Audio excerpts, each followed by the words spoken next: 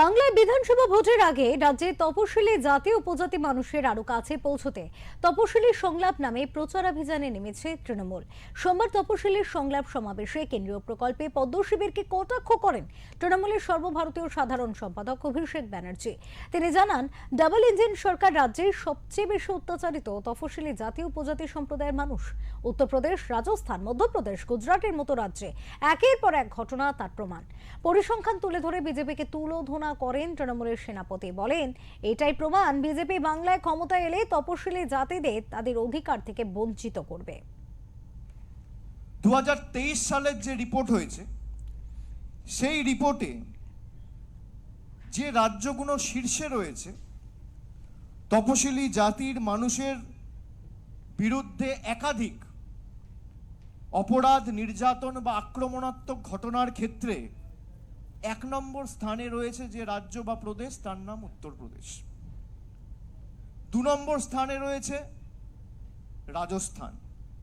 3 নম্বর স্থানে রয়েছে, অর্থাৎ তপশিলি জাতির ক্ষেত্রে তপশিলি তালিকাভুক্ত মানুষের প্রতি নির্যাতন, আক্রমণ এবং অপরাধের যে ঘটনা ঘটেছে তার মধ্যে গোল্ড মেডেল পেয়েছে উত্তরপ্রদেশ, সিলভার মেডেল পেয়েছে রাজস্থান, আর ব্রোঞ্জ মেডেল পেয়েছে মধ্যপ্রদেশ। তিনটেই ডবল ইঞ্জিন সরকার।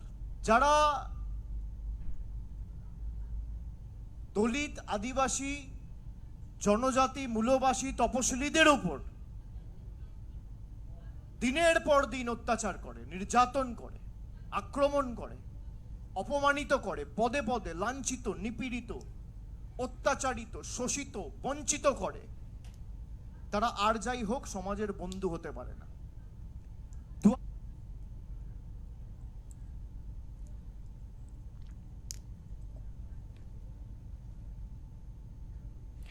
বারবার করে নির্বাচন যত এগিয়ে আসছে তত দেখা যাচ্ছে রাজনৈতিক নেতা নেত্রীদের গলায় যে সুর, তাতে কোথাও গিয়ে কিন্তু ধর্মীয় বিভাজন একদিকে, তেমনই কিন্তু বিভিন্ন সম্প্রদায়ের ক্ষেত্রে বারবার কথা উঠে আসছে। যেমন আজকে যদি তাকানো হয়, সোমবার দিন যেখানে দেখা গেল মথুরাপুরে, সেখানে পরিবর্তন যাত্রায় অমিত শাহ, স্বরাষ্ট্রমন্ত্রী অমিত শাহ, তিনি সরাসরি আক্রমণ শানালেন বাবরি মসজিদের প্রসঙ্গ টেনে, এবং তার বক্তব্য ছিল যে বাবরি মসজিদের যে আবার তৈরি করার একটা প্রচেষ্টা বা প্রয়াস, তাতে কিন্তু যুক্ত রয়েছেন মমতা বন্দ্যোপাধ্যায়, এবং তিনি জেনে বুঝে হুমায়ুনকে দল থেকে বাইরে রেখে এই ধরনের একটি প্রচেষ্টা চালাচ্ছেন। যদিও তার বক্তব্য, বাংলায় হিন্দুরা এবং মুসলমানেরা দুই সম্প্রদায়ের মানুষই চীনে গিয়েছেন মমতা ব্যানার্জি তাই জন্য ক্ষমতা হারাবেন, এমনটা অমিত শাহ তিনি বলেছেন তার বক্তব্যে। অন্যদিকে আমরা যদি অভিষেক বন্দ্যোপাধ্যায়ের দিকে তাকাই, তাহলে কিন্তু দেখা যাচ্ছে আজকে তপশিলি সম্প্রদায়ভুক্ত মানুষের কাছে পৌঁছতে তার বক্তব্য যে বিজেপি বাংলায় ক্ষমতা এলে তপশিলি জাতিদের তাদের অধিকার থেকে বঞ্চিত করবে। কারণ তার বক্তব্য, ডাবল ইঞ্জিন সরকার যে যে রাজ্যগুলিতে আছে সেখানে সেখানে তপশিলি মানুষদের কিন্তু কঠিন অবস্থা, কঠিন পরিস্থিতির মধ্যে দিয়ে যেতে হয়, তাদের অধিকার সেখানে খর্ব করা হয়। এই সার্বিক বিষয় কিন্তু তিনি তুলে ধরেন। এই বিষয় নিয়ে আমরা কথা বলবো। আমাদের সাথে রয়েছেন আমাদের প্রতিনিধি বিশ্বজিৎ হালদার। কথা বলবো বিশ্বজিতের সাথে। বিশ্বজিৎ, শুনতে পাচ্ছ? একদম। বিশ্বজিৎ, শুনতে পাচ্ছ আমাকে? হ্যাঁ, শুনতে পাচ্ছি। হ্যাঁ বিশ্বজিৎ, আজকের যে প্রসঙ্গ টানবো, নির্বাচনের প্রাক মুহূর্তে বিভিন্ন সম্প্রদায়কে কেন্দ্র করে রাজনৈতিক লড়াই দেখা যাচ্ছে রাজনৈতিক ময়দানে। আজকে অমিত শাহ তিনি কিন্তু মুসলিম সম্প্রদায়ের মানুষের কথা বলেছেন, তিনি বাবরি মসজিদের প্রসঙ্গ টেনেছেন এবং মমতা বন্দ্যোপাধ্যায়কে একেবারে বলা যেতে পারে চ্যালেঞ্জ ছুড়ে দিয়েছেন। অন্যদিকে অভিষেক বন্দ্যোপাধ্যায় তিনি কিন্তু তপশিলি সম্প্রদায়ের কাছে এই বার্তা তুলে ধরেছেন যে ডাবল ইঞ্জিনের সরকারের রাজ্যে সব থেকে বেশি কঠিন পরিস্থিতি দেখতে হয় তপশিলির মানুষদের।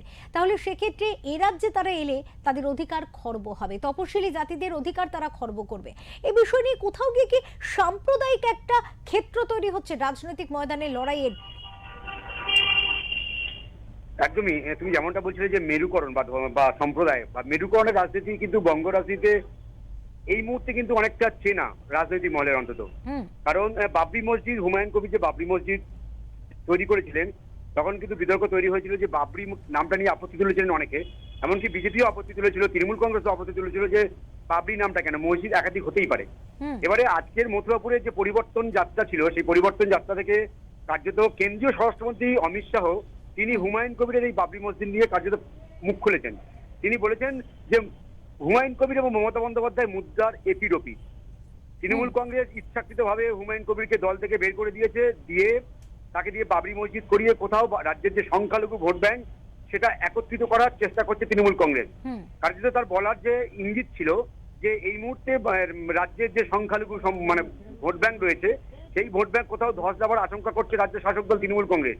সেজন্য সেই ভোট যাতে বামেদের দিকে বা অন্য কোনো রাজনৈতিক শক্তির দিকে না চলে যায়, সেজন্য হুমায়ুন কবিরকে বাবরি মসজিদের আবেগ দিয়ে উস্কানি দিয়ে তাকে সামনে আনা হচ্ছে, এবং সেজন্য যে নতুন দল করা হয়েছে, সেই যে সংখ্যালঘু ভোট যারা তৃণমূলের থেকে মুখ ফেরাচ্ছে তারা যেন হুমায়ুন কবিরের দলে চলে যায়, এবং পরে ভোটের পর আবার হুমায়ুন কবির তৃণমূলে আসে, তৃণমূলের শক্তি বৃদ্ধি হবে। বিজেপি কার্যত প্রথম থেকে এই অভিযোগটাই সামনে আনছিল।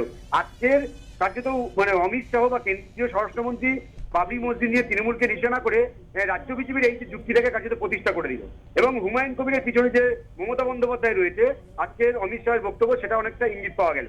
এবার যদি অন্যদিকে আমরা দেখি, তাহলে কিন্তু তৃণমূল কংগ্রেস কিন্তু প্রথম থেকে বলছে যে হুমায়ুন কবিরের পিছনে, এই বাবরি মসজিদের পিছনে কার্যত বিজেপি রয়েছে। বিজেপির অঙ্গুলি হেলনে হুমায়ুন কবির সংখ্যালঘু ভোট ব্যাংক তৃণমূলের কাছ থেকে কেটে নিয়ে যাতে বিজেপির সুবিধা করে দেওয়া যায়, সেই খেলাটা খেলছে হুমায়ুন কবির। এটা তৃণমূল কংগ্রেসের প্রথম থেকে অভিযোগ ছিল। তবে এই হুমায়ুন কবির ইস্যুতে কার্যত যে 26 বিধানসভা নির্বাচনের সমীকরণ অনেকটা এদিক ওদিক হতে পারে, সেটা কিন্তু তৃণমূল কংগ্রেস এবং বিজেপির বক্তব্য থেকে অনেকটা পরিষ্কার।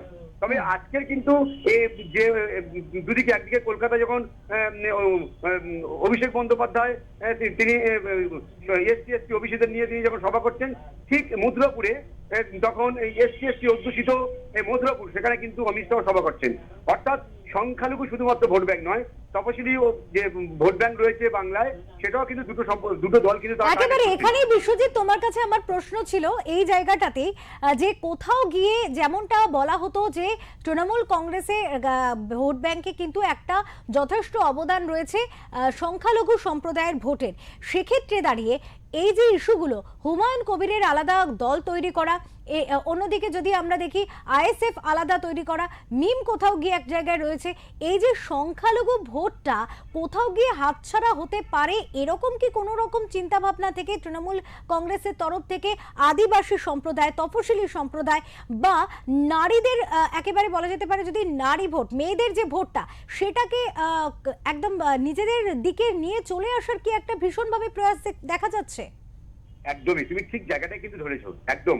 দেখো, এই মুহূর্তে কিন্তু রাজ্যের যে শাসক দল তৃণমূল কংগ্রেস, তাদের ভোট ব্যাংক অনেকটা বড় একটা ভোট ব্যাংক সংখ্যালঘু সম্প্রদায় যেমন রয়েছে, সে সঙ্গে কিন্তু মহিলা ভোট ব্যাংক। কারণ 21 বিধানসভা নির্বাচনে তৃণমূল কংগ্রেস নিজেই দাবি করে যে লক্ষ্মীর ভান্ডার বা এই মহিলা ভোট ব্যাংক তাদের কার্যত মানে 21 যে জয় এনে আনাটা নিশ্চিত করেছিল এই মহিলা এবং সংখ্যালঘু ভোট ব্যাংক। এবারে দেখো, 21 বিধানসভা নির্বাচনের দিকে যদি আমরা তাকাই, তাহলে কিন্তু যে ভোট শতাংশ, সেখানে তৃণমূল কংগ্রেস এবং বিজেপি কিন্তু খুব বেশি তফাৎ নেই। তৃণমূলের ঘাড়ে কার্যত নিঃশ্বাস ফেলছে বিজেপির ভোট শতাংশ। মাত্র 4% ভোট তৃণমূলের থেকে বিজেপি পিছিয়ে রয়েছে। সেই 4% ভোট যদি কভার করতে পারে, তাহলে কিন্তু বিজেপির জন্য অনেক একটা মানে বড় অঘটন ঘটাতে পারে বিজেপি। এবং সেই সঙ্গে এসআইআর যে 65 লক্ষ ভোটার বাদ করেছে ইতিমধ্যে, আবার যে 60 লক্ষ ভোটারের শুনানি বাকি রয়েছে, সেখানে কতটা বাদ পড়বে সেটা এখন বলা যাচ্ছে না।